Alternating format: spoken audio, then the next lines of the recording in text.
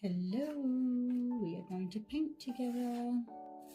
So, going to use trusty dagger brush and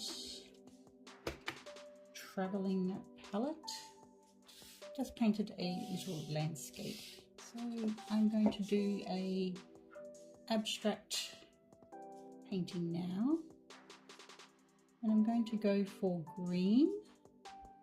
So I will use sap green and viridian as my base colours, my lighter ones.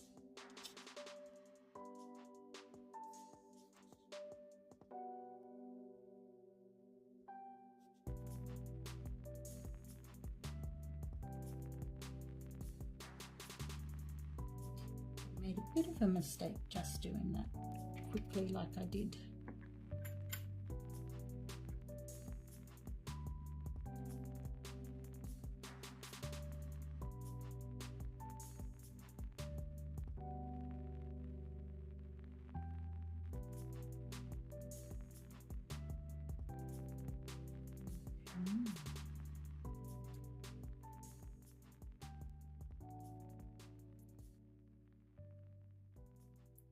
So the great thing about these abstracts is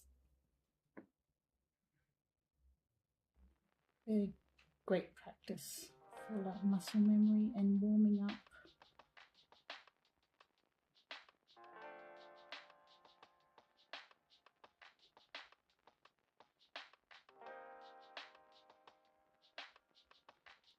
They're really nice just to try and learn your colours, how they blend, how they interact with each other.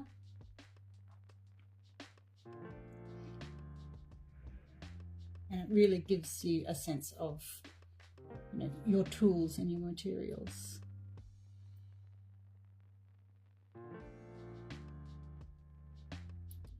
Nice abstract shapes.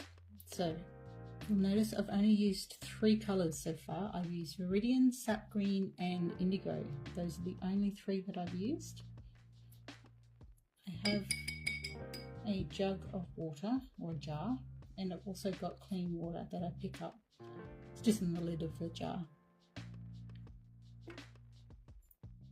So picking up some more sap green because that's a really nice kind of neutral colour. When I say neutral, it's kind of like my base colour.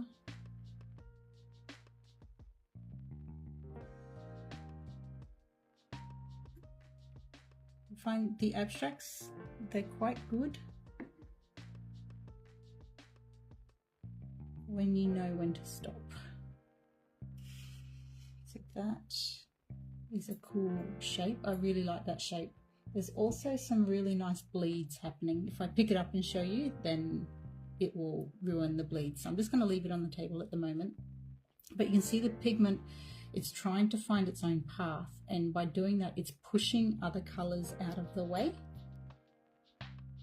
which is exactly what we want. We want to kind of give up some of that control. So what I'm doing is I'm dropping in that indigo pigment again, just a higher concentration of it, because I really want it to be the one that kind of takes over the pushing of the other pigments. It might be a little bit dry already.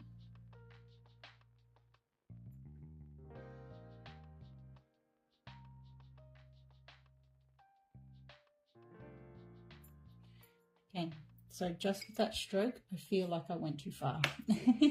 I didn't listen to my own intuition. So I have a choice now whether or not to run with this. For the sake of demonstration, I think I will. I've changed brush. Now I have a fine rigger brush. And I'm trying to create movement in the center. And if you joined me on my YouTube live earlier this morning, we did a series of 5 different paintings. And this circle motif is what came out of that experiment. It was really cool.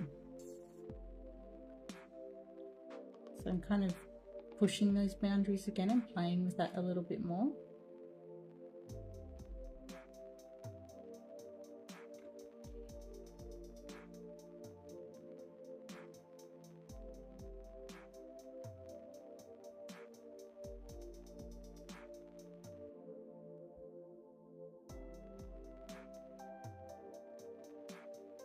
Okay, I'm going to leave that for now. I think that's enough. So this is what we were talking about earlier on the YouTube live, is that one of the keys for abstracts is knowing when to stop and knowing when enough is enough. So now I'm going in, I'm not going to drop any more colour because we can see here those bleeds, they're really lovely, and we've got some nice light areas here that I want to preserve. But we want to highlight those now. And the way I highlight is, if you're familiar with my landscapes, is I use gold. So I'll do the same thing with my abstracts, is I'm going to use gold as a highlighting feature. So I'm just got some gold and I'm going around different parts, and I've purposely kept this gold kind of thin lines because I don't want it to dominate the abstract. And this, I can see I feel like I've slightly made a mistake with this gold in this lighter section. So what I'm trying to do now is I'm trying to, I guess, feather it so that it disperses in the water that's already on the page a lot better, so that when it goes time to be picked up or to be viewed from different angles, you don't get that very straight, smooth line, but you just get these flecks of gold in between.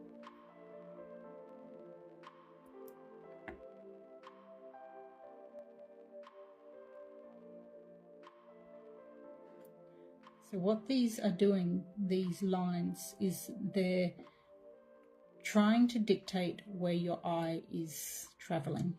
And that's what you kind of want in an abstract.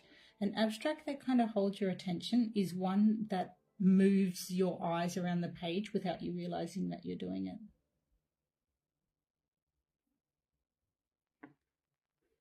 And I feel like there needs to be dots. They're not dots, they're little strokes. Actually, I like that better.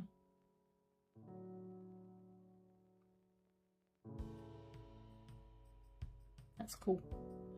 So that's... So we'll see in different lights that gold really sparkles beautifully, really nicely. I like that. I like how that's turned out. So I'm going to use the exact same colors now, and I'm going to translate that into a landscape, how you can use that kind of same principle both as a landscape and as an abstract. So I've just mixed Viridian and Sap Green together. And how will I do my landscape? I might do it vertical as well. That's probably a good one to do. So I'm going to put more water on my brush, and I want a lots of water because I want the ability to blend. But at the same time, you can see that I've left bits of white of the paper, and I've also left bits of white of the paper down the bottom here. It's a cold pressed paper, so it's just the dynamics of the brush, the amount of water and the paper texture that gives us that. So you can see already the colors have separated naturally along here. So we're going to run with that. This is a super quick demonstration. So I am going to lift out some of the pigment that I've already put on the top there, and that's going to form the base of our sky.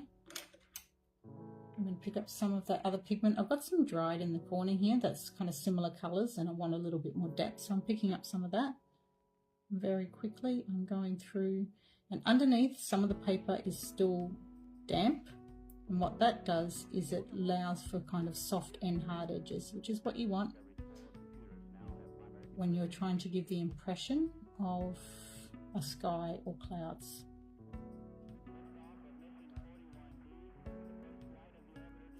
So I'm picking up a little bit of a darker pigment, definitely a darker pigment, which is the indigo, and very gently I'm going to just put it in some places in the sky. I don't want the sky to be in your face. I want to reserve that for the mountain. So I've just rinsed my brush and I'm going back over where I've just went with that dark indigo, and I'm trying to feather it out just so that colour can get mirrored down below. So picking up some of the darker pigment, I'm going to show my horizon line. I might bring it right down the bottom here. And I'm going above, just here. And I'm going to drop in like a mountain range back there. And you can see the watercolor is doing a lot of the work for me, which is great. So I need more color. So I'm going to go with sap green and indigo right there, pulling it across. Now by nature, things that are further away are lighter, things that are close to you are darker. So with that in mind, we're going to keep that kind of perspective. The white of the paper here, we're going to try and keep that as well, because that is going to be a reflection of the sky. So I have a darker pigment here, which is called Perylene Green. And I'm going to drop that in, and this is going to form the base for my closer mountains and trees and bushes. So the advantage again of working small is that it can be done quickly. The bigger the piece, the more time it's going to take. But for me, I love working small. It's just something I've done for quite a while now. On my website, I've got a list of all the tools I use, how I mount them onto the wood blocks. Yeah, lots of PDFs over there that you can go and have a look at if it's something that you want to try and have a look at yourself. I am making video lessons, but they're not finished yet. So they will go up on the website when I finish them. So I understand, I've always been crafty, I've always been interested in painting and drawing, I've always done it. But when it comes to watercolor, I definitely was a beginner when I first started.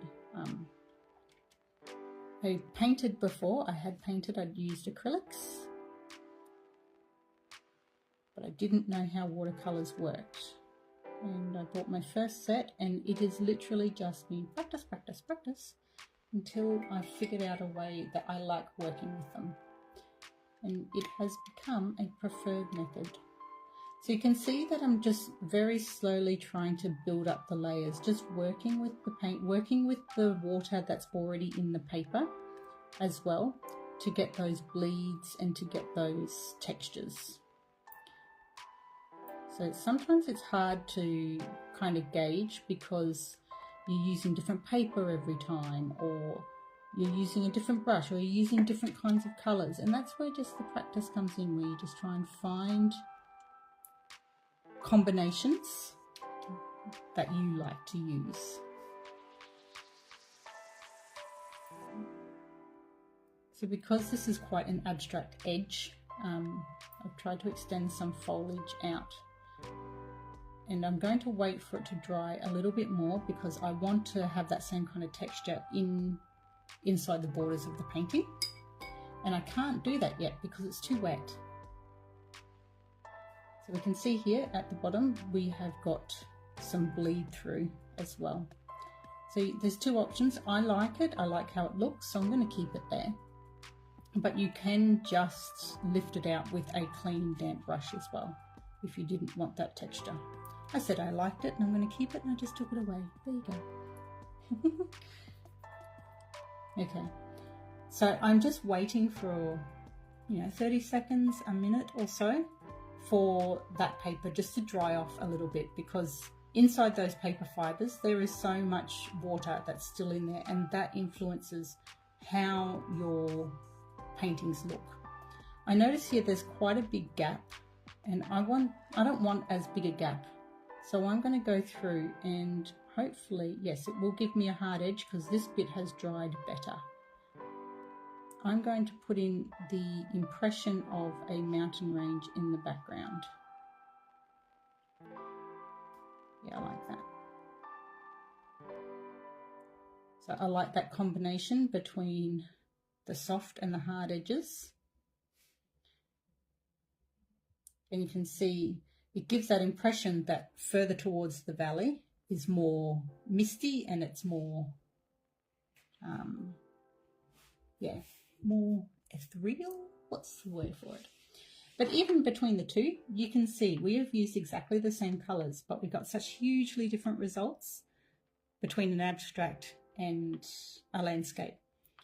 So what I've noticed here with the abstract, you can probably see that as it's dried, it has really lightened up, and I'm not a big fan, to be honest. So normally I wouldn't do this because in the abstracts, I really like that fluid kind of blended look. But because I don't like how light it's dried, I am going to go over and just see if I can rescue that and bring it back. I might not be able to, we'll just have to wait and see. It might get ruined, but that is the beauty of painting small as well, is that it's just a piece of paper. And it can be brilliant or it cannot, and if it doesn't matter. Okay, I feel like that's going to be dry enough for me to go back in and work on it. So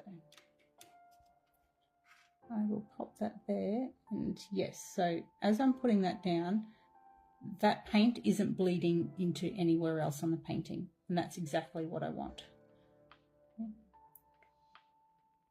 So how we mentioned getting texture before, I'm trying to get a little bit of that back.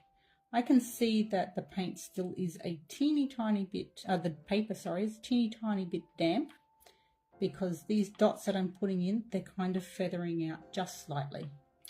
But for this particular part, that's what I want. So I'm going in with darker colour now.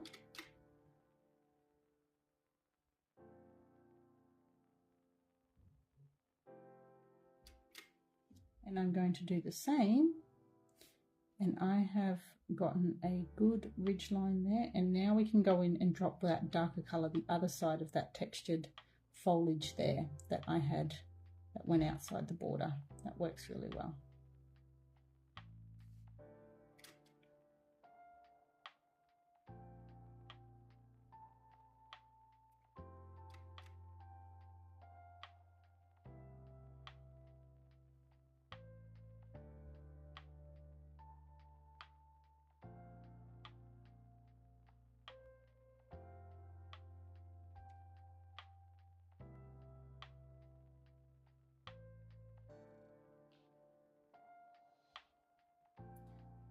So just to make it, give it that focal point, like we mentioned earlier, the closer something is to you, the darker it is. So with that in mind, I am darkening up the foreground quite a lot, but I still want to maintain that kind of abstract feel about it. So I'm being quite messy with my edges, which is fine, I'm more than okay with that. We've got the foliage coming out here just a little. And from here on out, this is where you can stop. I feel like this is enough. You have got the depth that you want. If I try and work this more by putting, you know, any extras in there, I'm going to lose the feel. So for me, which is like kind of signature, is the gold watercolor. I know that that's still a bit damp. I want some of those splotches to have that reflective quality. And for me, it feels like that's fireflies in the forest. So I'm going to go through and just, you can see how it's kind of dispersing a little bit. It's not really staying in one clump, and that's exactly what I want. I want it to have this reflective quality, not be perfect dots.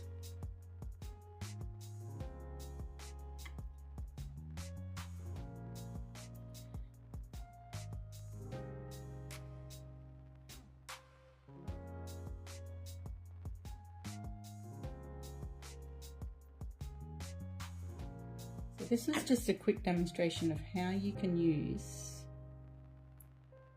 all these colours, but for different purposes. So I've just put the little moon in, and I want that reflected in the lake, so I'm just going to put a few little, and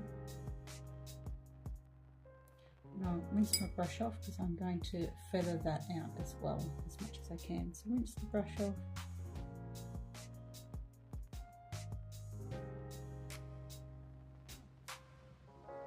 Which looks good. So if I bring that up now, so in the right light, once they dry, that will reflect quite beautifully. So there's two very good, like, quick examples of using the same colours, but one for abstract and one for landscape.